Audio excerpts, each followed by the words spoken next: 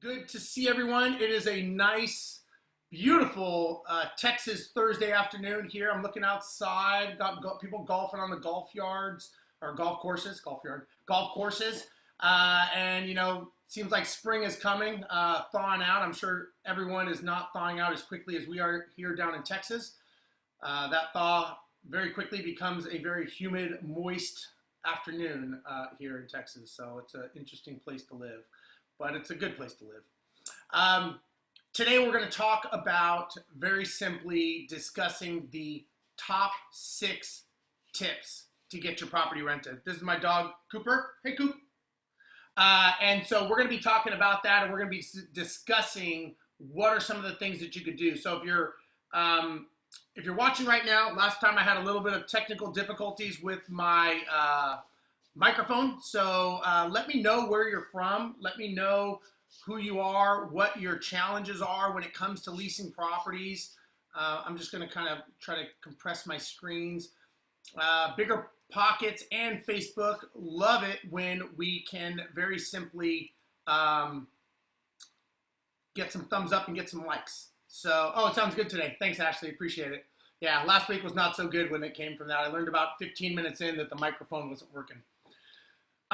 So getting your property rent ready, right? Getting it leased. I think that's something a lot of us don't really think about all the time, mostly because we don't really have properties that are always needing to be leased, right? You get it leased and maybe you have a tenant in there for a couple years and you don't have to worry about it. And then when it comes times to release it, sometimes it's a flurry. Sometimes you're in no man's land. You're not really sure what's going on. So I'd like to hear, if other people have different tips and tricks on how they do that, I'd love to hear it. What I'm going to do is I'm going to give you my tips and tricks. I'd like to kind of hear where everybody is watching from. I know we're getting more and more people jumping on. So tell me where you're from. I'd like to know. I know it's different areas have different challenges with leasing. I know Ashley probably has cows running around her front yard in her house, so it's probably different than, well, maybe not different here in Texas, but I don't own any cows, so I'm not really sure what happens with that. But yeah, I'd like to know where you're from. Give me a thumbs up if you're watching. I want to hear kind of what some of your challenges are and some of your concerns when it comes to leasing your property. But we're going to go over the 6 things. So there's 6 things that I have learned over the years. I've owned a management company. We managed over 1,000 properties. That's a lot of turns. That's a lot of make-readies. That's a lot of resident applications. Not counting all the properties that I've owned over the years and understanding what works and what doesn't work, right? Because there's a formula. Like everything in life, there is a formula. Whether you choose to use that formula is up to you, but there is a formula. Make sure that you understand the formula and make sure that you understand what you're doing. And I'm just trying to see some of the other comments here as I go. Hey, Ryan, what's going on, man? I keep missing you when you come to Houston, Ryan. You got to give me a call, man. You got to let me know. I know you're the rock star of wholesaling, but you got to give me a call, man.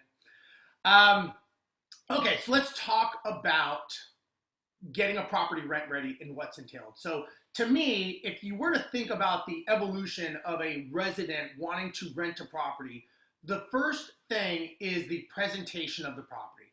And what I mean by the presentation of the property is when they drive up to the house. So you got to imagine when someone is driving up to a rental property to rent there, you may be looking at it from a numbers perspective, okay? But they're looking at it from an emotional perspective, and they're basically picturing themselves driving up to this property every day after work and imagining themselves spending their family time and in the yard, doing all the stuff, playing with the kids, barbecuing, all that.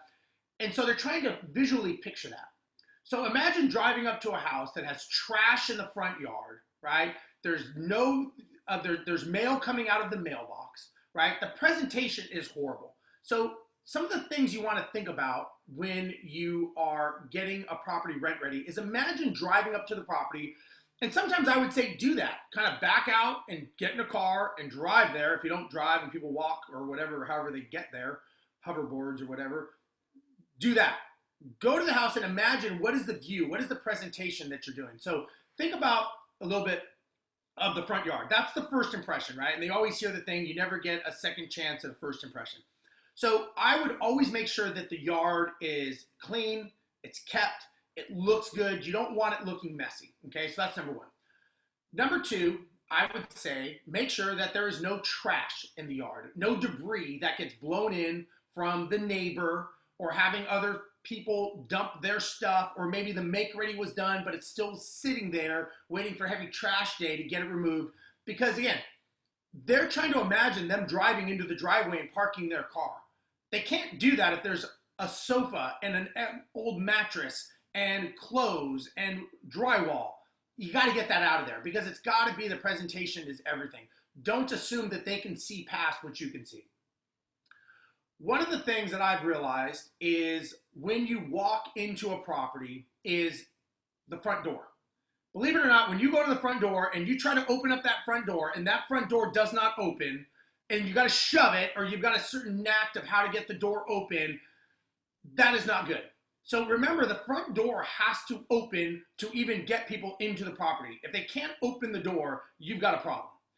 Also, make sure that the door is clean. Seems pretty common sense, right? Clean and painted. But again, that is basically opening up into where they're going to spend the next year to hopefully 5 to 10 years of their life. Give them that pleasurable experience of having that cleanliness carry through to inside. So the front door, and what I've learned is the fixtures, the door handle, the doorknob, all those things. If they're old and scuffed, just get a new one. Best bang for the buck is flowers and mulch when it comes to the front yard, okay? So if you have flower beds, whatever you want to call them in your neighborhood, they call them different stuff all over the country, I've noticed. Put some mulch down, right? Put some colorful flowers. If it's wintertime, you put the pansies. If there's summertime, you put dandelions or whatever flavor is in your neighborhood. But put down color, because your brain works in colors. So when all of a sudden you drive up and see colors, there's something that happens mentally that actually makes you like what you're seeing. I recommend do the colors and do mulch. It's very, very inexpensive, and it gives such an inviting view when you are driving up to a property. Next thing I would say is, if you cannot paint the house, at least pressure wash the house if possible. Now, if it's going to pressure wash it and you're going to demolish it because the house isn't in good condition, you may have other problems, but try to clean the house, right? It's the cleanliness that people like. And again, that's the visual picture you're trying to give them. So now imagine two scenarios. You drive up to a house, there's trash everywhere, there's mail falling out of the mailbox, the yard's overgrown, there's trash in the driveway, and you're trying to get top dollar for your rental, and you can't figure out why it's not renting. Now imagine you drive up to a house, the yard's clean, there's mulch, there's nice colored flowers, the front door is clean, there's no trash in the yard, all the debris is removed, and the house is either painted or pressure washed, and it just has that clean look. That alone is not very expensive. All the things I just told you to do are not very expensive to do, but it completely changes the first impression of what people are going to see when they drive up to the house. They may never even get inside of the house if you don't even get them out of the car. They may just drive by and be like, I'm stopping here, this place is trash. So just think about that. So the first thing I would say is the presentation. Think about the exterior presentation of the property. Now, once you go inside, I want you to think about the carpet, right? A lot of people try to clean carpet. They try to all dye carpet. I've tried and I've done all the things. Sometimes it's just better to replace the carpet. And nowadays you can, take and replace the high traffic areas with the floating floors. You've got all these acronyms of linoleum tile and all the other stuff that exists. There's a lot of great alternatives, because if it's a high traffic area, we've always learned high traffic area means high traffic usage, means dirt, which means wear and tear, which means statistically when the property turns over, you're going to have to replace it. Just spend a little bit more money and do that in the high traffic areas. And then in the bedrooms, that's where I would suggest putting the carpet. Now, what I would suggest when you're doing that is I would almost always opt for, personally, replacing the carpet as opposed to cleaning it. Unless it's like a no-brainer that you can clean it. And depending on the color of the carpet that you have, I kind of like a light brown because that doesn't show dirt as much. But again, if it's going to look at all, any specks of dirt, I would just replace it and I would be done with it. And if you can tile it, I would tile it. Now, when you go into the kitchen, now we're still on presentation. We haven't gotten to the other ones. But when you go into the kitchen, cleaning the trash off the countertops is probably a good idea. Making sure that it doesn't stink, in the refrigerator, probably a good idea, right? These are things that kind of make sense, right? Because again, they're thinking they're gonna be putting their food in this refrigerator and it stinks because you've had it off, right? Because you're trying to save $20 by not having the power turned on. So I would make sure that there is no smell. You can put these outlets all over the house. I had learned when I was doing flipping and wholesaling and stuff, you take vanilla extract and you boil that in water and it gives you the smell of vanilla cookies. And there's something psychologically, don't ask me why, but there's something psychologically that helps that vanilla extract smell. So just something you can do that when you are going to show the house if you do that. So again, make sure that the kitchen is clean. The countertops, right? Sometimes countertops are dated. Sometimes countertops are dirty. Sometimes they just don't look good. There's nothing wrong with just replacing the countertops. A lot of times people do everything they can to replace it. You can replace stuff for pretty inexpensive these days, and if you do, it goes so much further. And I'm curious if anyone uses anything else besides granite or, Corian or what they use nowadays. So if you use something, let me know. Make a comment down below of what you use, because I'd like to know what type of countertops people are using nowadays. Same thing with the cabinets, right? Clean them, or you can paint them. You can put handles on them. They say if you put a handle on a cabinet, it goes from a 5-year cabinet to a 10-year cabinet because the oil and grease on your hands starts wearing on the cabinet. Again, not very expensive, but it totally changes the look. And these are things that make the difference. It's the little things that make the difference when it comes to getting this done. Now, remember, 80% of people's time is in the kitchen.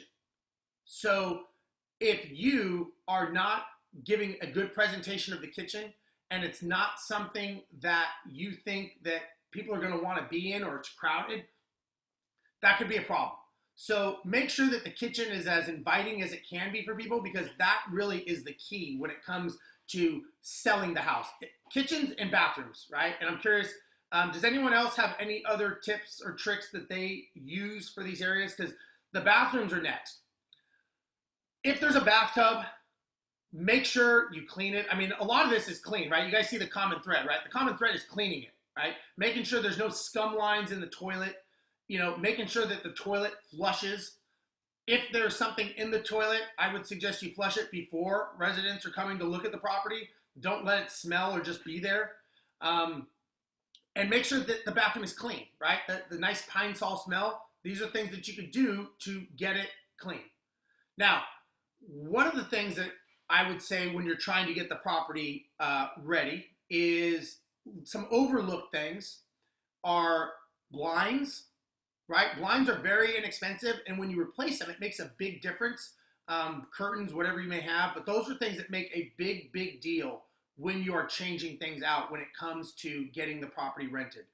Also, believe it or not, switch plate covers. So you've got the outlets, you've got the switch plates, just replace them, right? And especially if you're gonna paint, right? You're gonna paint the walls, which, the biggest thing a lot of people try to do is they save money by maybe touch-up paint. Well, it's very hard to match touch-up paint on the same wall to spot touch-up. Our policy was always if we had to touch up a wall, we redid the wall. If it didn't match the rest of the room, we redid the room, because it just doesn't look good. And we've had properties before that we would try to, patch it. We try to just touch it up, and it just doesn't work. So I would suggest that if you are going to have to touch up a paint wall, just redo the wall, right? It's easier. Even the people doing the paint would rather do it unless you're doing it yourself, but hopefully you're not and you're having a professional do it, but another conversation. But again, think of all the things that you can do to make it look clean. Hey, Curtis, you're back again. Man, Curtis is always on my things. Thanks, Curtis. Appreciate it.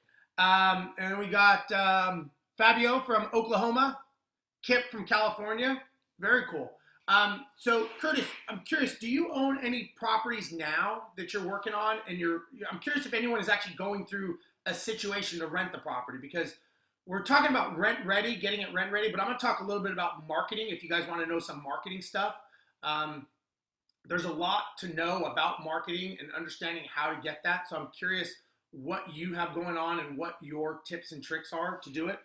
But one of the things when you show a house, right? Number one, I would say get the power turned on, right? A couple of reasons. Number one, I know firsthand from owning rental properties that if the power's turned on, there's less of a chance for them to steal all the electrical wiring in your property. Yes, I know this because I had a lot of properties that had wiring ripped out of it because the red tag was on the back, that they know the red tag is on the back.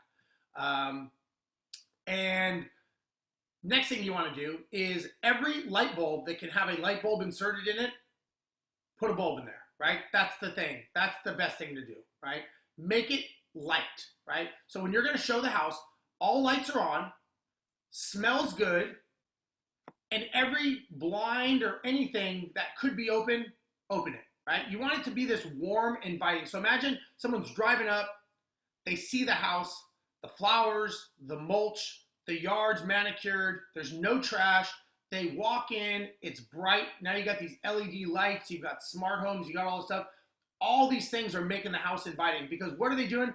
They're picturing them living in this house, right? So if you go in the house, which I've seen before, and people have a couch in the house, and they're like, yeah, I can move that once you decide to rent it, I'll move that. That doesn't work, because they're trying to picture where their couch is going to be, and your couch is there, and they're going, oh, I'm not really sure. And you move the couch out, next thing you know, you got marks on the walls, now you got to repaint it. Now you're in a pissing match with the tenant because they thought they were getting clean walls, you just didn't know. So let's see what we got here. Kip, so you got a property in Arizona. I was just in Arizona 2 weeks ago in Scottsdale, actually. Great area. I'm curious, Kip, where is your property? Curtis, usually the painting, I'll go through and put 2 coats on all the walls. After that, we'll do the final touch-ups into the house. And when you're ready to finish touch-up paint, we'll final coat everywhere. Yeah. Again, you got to have a system. One of the things I've learned when we were managing, a lot of properties, doing a lot of turns, standardize as much as you can, right? I recommend that you use the same color paint, same type and color carpet, same everything in all your properties. So you know that when you walk a property, you say, okay, I need, if it's a rental or a flip, you have 2 different standards. You know that when you're walking a property and it's going to be a rental, very simply, you look at it and be like, okay, I've got 2,500 square feet. I know I need this much paint. And you may have stuff in storage, right? Because you may be overused on another property and you've got leftovers, right? Carpet is X. You know that you need so many switch plate covers. And you just make it standard.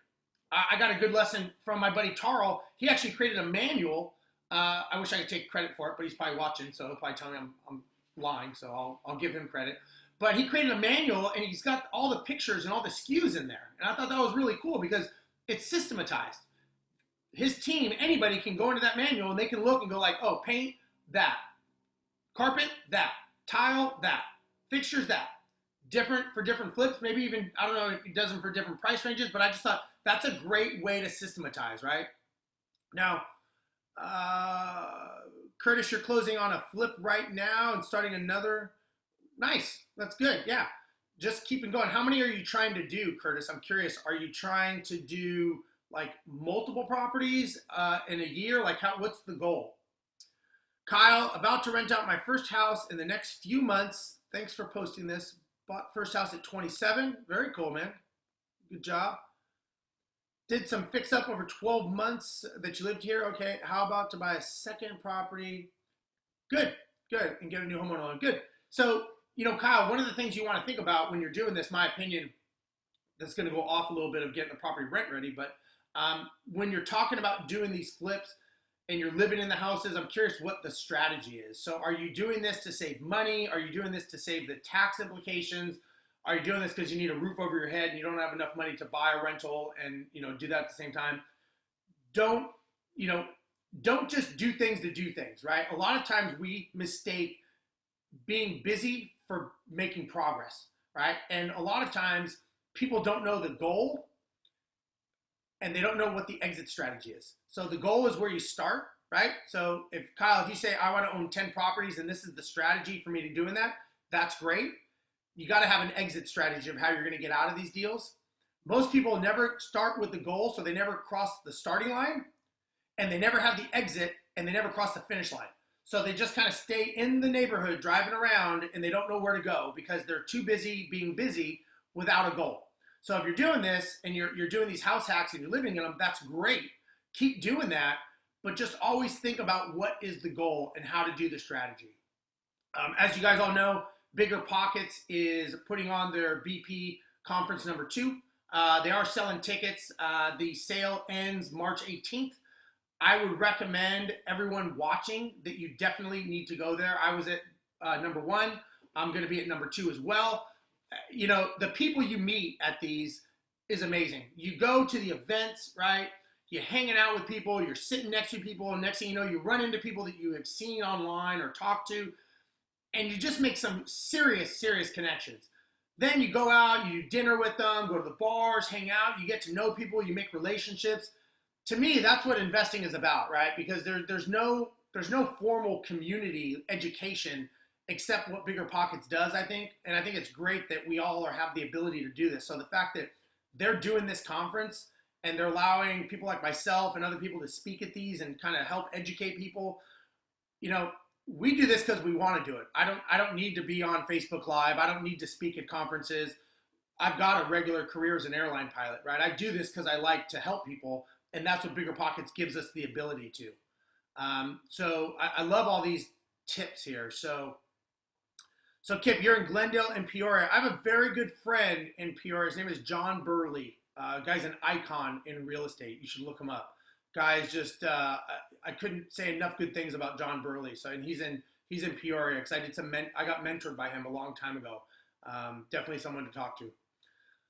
Don't use cheap paint, pays off. Yeah, you know, using cheap paint, using cheap fixtures. The first word should give it away. It's cheap, right?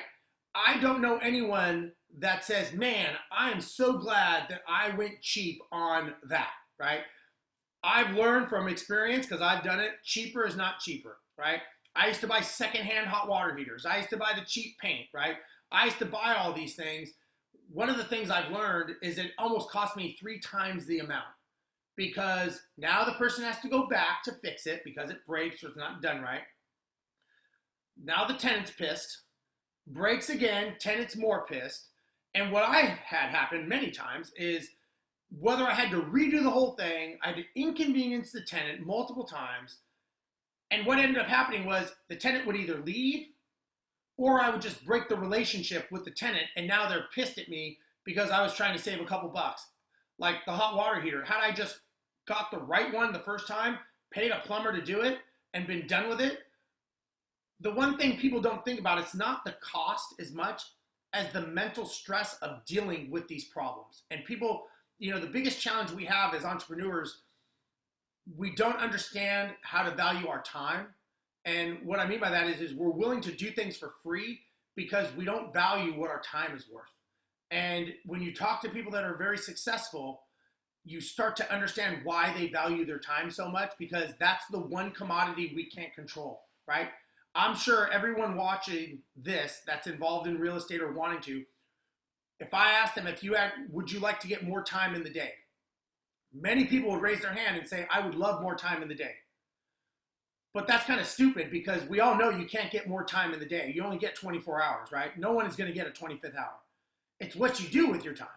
So, and again, going back to like renting this property, the reason I'm giving you these tips is you're trying to get this thing rented in an expedited manner to get the most money and the most return. What a lot of people have a hard time understanding when they're getting a property rent ready, number one, they either do it where they're too focused on money and they want to do everything as cheap as possible. The one thing you got to think about when you're doing that is this is a people business and it's a very, very emotional business. The person living in that property is going to be very emotional.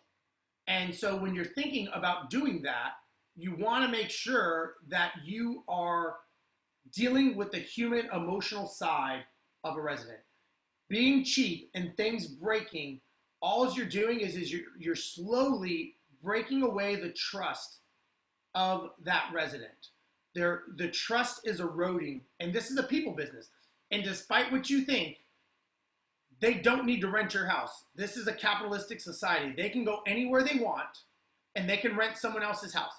Maybe you can file an eviction on them. You can do this, you can do that. But at the end of the day, you still will have a problem that you're going to have to fix, and you now have no cash flow coming into your business.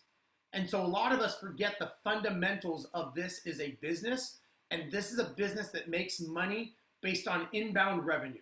If you don't have inbound revenue from your customer, and believe it or not, the tenant is your customer, and you've got to treat them as such. If you're not doing that and you're doing things cheap, that is a problem because you're not giving good customer service. And just like anywhere, if you don't give customer service, the first thing that goes is probably your pocketbook. So I'm curious if there are any more questions here as I go on here. Thanks for the input. Goal is to keep them rented for a long time. So my first question is, Kip, or Kyle, what is a long time? I've never seen that on the calendar. That's like someday, right? Someday never, it's the busiest day on the calendar, but it's never actually hit. Long time, you got to put a definition on it. You have to put a time and a date, and you got to stamp it.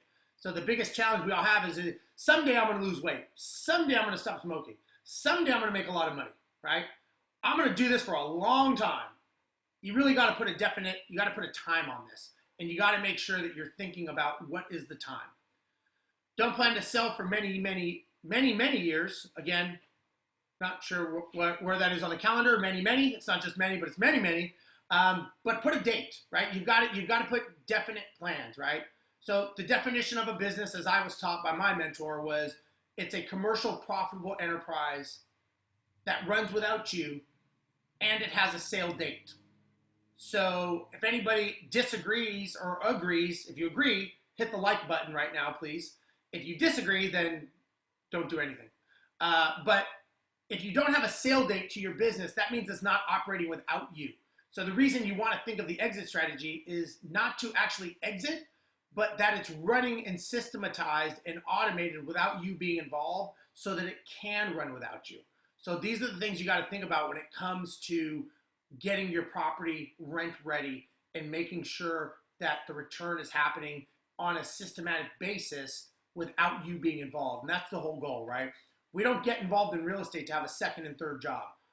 Our global value of why we do this or why I do this is for passive income, right? I want to have money coming in. I want the safety and security of what real estate gives me. Nowhere ever does it say I want to spend as many hours of the day that I can inside a heat box of a property, sweat my butt off because I've got nothing better to do with my life.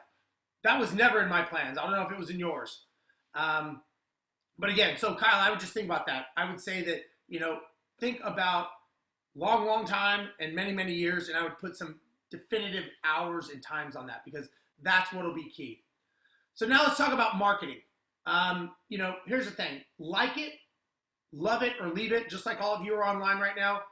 If you are not marketing your properties online, you are missing a huge, huge opportunity, right? You got it.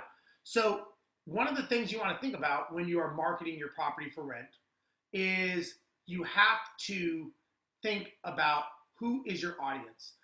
A lot of times we just get things and we throw them up there without thinking who's our target, right? So you've got to think about there's going to be probably a certain age bracket, right, that is going to want your property, okay? There's probably going to be a certain income bracket because you're going to have to qualify them that want your property. And then you got to say, okay, where do they hang out, right? Where are they? Are they on LinkedIn, Facebook, Twitter, Snapchat, the roller rink, Tinder? I don't care where they are, but figure out where they are, and that's where you have to put your ad in front of them. So understand that in a business, we are all a sales and marketing company. We just sell and market different commodities and different products. If you don't understand the fundamentals of sales and marketing, you will never be successful in this business or any business because you could have the best property, you could have the best operations, you could have the nicest systems. But if no one knows you don't exist and your phone never rings, it doesn't matter. You're going out of business, you just don't realize it yet. So you've got to make sure that when you're marketing your property, you don't want one person calling, you want 100 people calling, because then you can be more selective of who you get. So just think about where you are marketing the property and what is the message and does it resonate with the person, right? I wouldn't say handicap accessible and in a great 55 and over neighborhood when it's a millennial target, right? Just probably not the right target. So you got to make sure that your message resonates with who you're going after. Photos. I see some amazingly horrible photos that I've seen online that just shocks me that somebody actually thinks that that's okay. Whether it's them with their shirt off in the mirror taking the picture, whether with them not knowing it, maybe if they knew it, it's probably more weird, but they probably didn't know they did that. But get professional photos, right? There's these softwares out there that you can use. There's a company called Box Brownie that you can take a regular iPhone photo and you can digitize it, make it look pretty. Get a professional photo. I mean, put some investment into your marketing dollars, right? This is not a spend. This is an investment. The quicker you get your property rented, the faster the velocity of money happens and you get it back into Hip National Bank or back to your investors. But remember that if nobody can see the property online, they're not going to call. If they don't call, you're not going to get it rented. So then what's going to happen is you're going to get desperate. And when you get desperate, that's when you start taking the first person you can. Don't do that. Make sure that you are making the phone ring and the right people are on the other line doing the call. So again, I talked about social media. Now let's talk about the price, right? Something to think about when you're factoring in the price of a rental property. A lot of people want top dollar, right? Now, what a lot of people do is they say, well, I rented this house 2 years ago and I rented it for $1,800 a month. So I want to rent it for at least $1,800 or more without ever checking the comps. Well, real estate is cyclical. It goes up, it goes down, it goes up, it goes down, right? It goes in economic times that happens, but also in times of the year. So maybe you rented your property in the summertime when it was peak demand, and maybe it's now going into the dead of winter. There may be a price disparity. You may not get the $1,800 now. And what you don't realize is every day that property goes vacant, you're losing money. And if you're losing money, you got to make sure that you understand what your losses are, your loss to vacancy, and how you can fix it. So make sure that you're really thinking about the fact that when you have a property for rent, that you are understanding the pricing structure. Sometimes you can rent it. My advice is if it comes vacant in the wintertime, you don't have to do a 12-month lease, right? There's no law that says you have to do a 12-month lease. You can do a 14-month lease. You can do an 18-month lease. You can do any kind of lease you want, but make it so that it comes available in the springtime so that you have the optimum time to get it re-rented. And, again, having a vacant property is very, very stressful. Not only are you losing money financially, but now you're stressed and you're not thinking correctly. And when you're not thinking correctly, you start making emotional knee-jerk reaction decisions. I don't know anyone that has ever done an emotional knee-jerk reaction and said they were happy that they did that. Don't put yourself in that position, because what you're doing by trying to hold out for $50 or one of those things, more a month and the house is sitting vacant, it's not even in the realm. So make sure you price it right. Check the comps. I'm a big believer in being middle to upper, but definitely not the most and definitely not the least. I like to be right in the middle, right? But I also look at how many days on market, and I want to make sure that I'm factoring that in. So if I'm factoring my loss to vacancy of being 30 days, but the average numbers are telling me it's 65 days, those are real numbers. I've got to accept that truth. Otherwise, I'm just lying to myself, and all I've done is I put myself in a bad situation by thinking it would get rented, financially planning for it to get rented, and now it's sitting vacant. So you really got to think about how you can do more when it comes to your dollars. So let's talk about pets. I know a lot of people, I get a lot of owners that say, I don't want pets, or they've got their reasons, pets damage the properties and all this stuff. let me give you my perception of pets when it comes to renting property. Now, I'm not even going to get into the emotional support animal and the service animal and the legal aspects, because if you are a landlord and you are getting your property rented, you better know the laws in your area about ESAs and service animals and therapy animals, because there are laws surrounding those and protecting those types of classes. So make sure you know those laws. That's very number one. But let's just say pets. Statistically speaking, 80% of the people out there have a pet when they're trying to lease a property. So when you say no pets, what you're doing is you are deselecting 80% potentially of the rental population. Now, let's say somebody has a 2-pound dog or a gerbil or goldfish or something. Legally, that is considered a pet. If that person says, I have a pet, and your property says no pets, when they do a search in the SEO, your property will never even come up in the search. So essentially, you've taken 80% of the market, give or take. I'm sure some people are going to tell me that that number's off. I don't really care. I'm just telling you, statistically, it's 80%. You're taking that 80% and you are basically shutting the door to them. And they will never even see your property because it's never even going to come up in the search because you said no pets. So I personally know some children that have done more damage than pets in some of my rental properties that I've seen when they're done. Most pets are actually taken care of better than people take care of other people in their house. I would suggest you do a pets on a case-by-case basis, because if down the road you get a little bit desperate when it comes to renting a property and now you accept a pet, now you got to be careful that you're not going down a discrimination path, because you've already turned down an equal applicant that had a pet, and now you're accepting the pet on the same property, and that's where it could start getting a little bit sticky. So be very, very careful when it comes to pets and not pets, because you really got to be careful about that. So Rentometer. Yeah, Rentometer, I've used them before. They actually are pretty good, Kip. They're good for numbers, and it gives you a nice actual report with comps and all that stuff. And you can also go to a regular realtor, right? A regular realtor will give you these numbers and give you this data. You just gotta ask them. I mean, that's really all it comes down to. Let's talk about next is furnished versus unfurnished. Some cities this is big, other cities it's not. You know, Airbnb and arbitrage and all that stuff's going on. I get it. I'm not a big believer in furnished units unless that area dictates it, you know, unless it's an area where you're getting a lot of execs coming in and out or something like that. But in general, you know, because now you are essentially in the hotel business of dealing with things. So dishes break, you got to replace them. Couch breaks, got to replace it, right? So now you're dealing with all these other things in addition to what you're doing. Unless the rent can warrant it and you can make that much money to offset, number one, the cost of any damages, number two, the time that it's going to take you to inventory these properties. And maybe they have apps now and stuff. I don't know. There may be some other ways to do this and categorize those things, but it does take time. Somebody has to do that. And maybe if you have 1 or 2 properties, it's not a big deal. But if you have 500 properties, it starts becoming an issue where you actually have a full-time employee doing that. And then you got to say, how am I going to pay this full-time employee? So again, it's just something to think about when you are thinking of the furnished, unfurnished. Somebody has to track that stuff, and you got to make sure you're tracking it.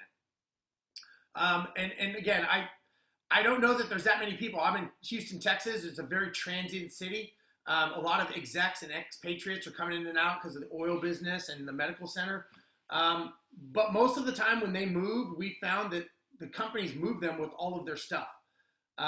They don't really, I mean, if somebody walked up to rent a property just on their own that wasn't getting a relocation and they had nothing of their own and they wanted it, that to me would be a red flag. I'd be like, where's all your stuff? Like, how do you not have anything? And so that would be a red flag to me. Maybe they have an answer, I don't know, but I would just be very cautious.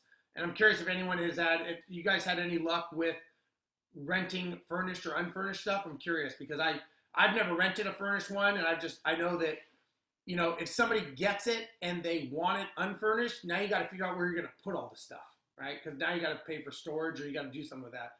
And you just got to think about all the things that you're doing. So those are some of the things. I know I said 6, but there's actually probably about 20 in there that I said that you could do. And again, just what I would suggest is sharpen that mental axe before you swing.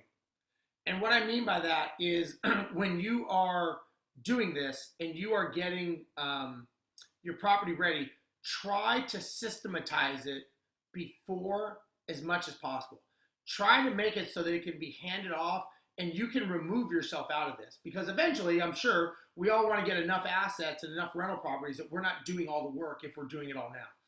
The only way you can do that is by documenting it, creating a system, creating a flow chart, which I'm going to have my good buddy Errol on. We're going to talk about systemization and flow charts and how we did our company, along with me being an airline pilot and using stuff that I learned from Boeing on how to create systems and checklists and stuff. But you really want to think about checklists. The great book, The E-Myth, right? It talks all about checklists. There's another one called Checklist Manifesto. Great book on how to systematize and checklist, and they talk a lot about the airline industry because they're very good at systematizing things and not crashing planes, which is a good thing, right? Through the use of checklists. So think about how you can remove yourself from small, tedious items. So when you're looking at, you get a property that's vacant, I would just start writing down, okay, what's the first thing I do when I get a property that's vacant? Maybe the first thing is I drive up and I take pictures. Okay, which way do you take the pictures? Do you take them clockwise or counterclockwise? What are the main things that you're going to take the pictures of? When we had our properties, we would always walk into the property and we'd go right all the way around the property, taking pictures of the walls and the corners and all that stuff. And that was the before, right? Or that would actually be the after when the tenant moved out. And then after the make ready was done, we'd go back in and do the same pictures, and that would be the before pictures before the tenant moved in, and then we'd have the after. So we'd have a clear definition of before and after. So that was systematized, right? So we eventually hired field technicians that would go and they would do this for us because we had, about 1,000 properties. You get an 8-10% vacancy. You got 80 properties that are vacant all the time, right? Not counting ones that are down for make ready. So that's a lot of vacant properties when you start thinking you got to walk them and you got to continually see them and all those things. So just think about how you can do something not only to scale for growth, but how do you do it to scale for automation to remove you from it? There's probably a lot of things that you're doing that you don't need to do that could probably be systemized and could be automated if you allow yourself to do it. So it's just something to think about as you're going through this and you're starting to create systems and create things. And it doesn't matter where you are. Systems are systems, right? That's the beauty about systems and checklists. I know from being an airline pilot, I can get in the cockpit with any other pilot. We all have the checklist. I know exactly what he's doing. He knows exactly what I'm doing, but yet we've never flown with each other before. That's because checklists are so ingrained in our heads. We systematized, and that's what you want to do. First thing you do is I walk the property and I take pictures. Second thing I do is I get 3 bids. Third thing I do is I compare the bids. I mean, almost like you're talking to a third grader, but really think about this, that if somebody could pick up your manual on day one without knowing anything about your business and be able to walk through how to do something and be able to have success, is how you know that you're creating a true business structure and you're not just creating a job. Because if you can't walk away from your business and have it keep working, making money for you, and being a growth and stable model, you don't have a business, you have a job. And so you really want to think, do you have a job? And are you trying to create a job, or are you trying to create a business? There's nothing wrong with either. Both of them are fine, but just make sure you understand the definitions. A lot of us think that we have a business when all we really have is a job because we're doing everything. And that is not a business. A business is something that you can walk away from and you could sell it as an asset because it's operating without your input. That's the true definition of a business.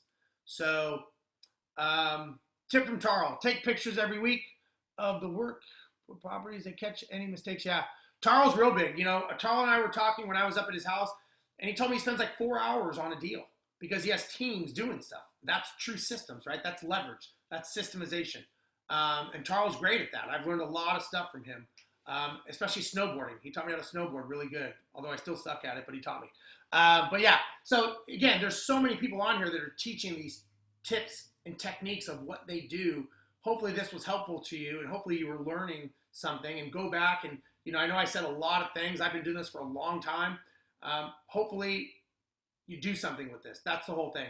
All these people are giving you this information. Go to the Bigger Pockets conference, learn these things, make sure that you're educating yourself every day.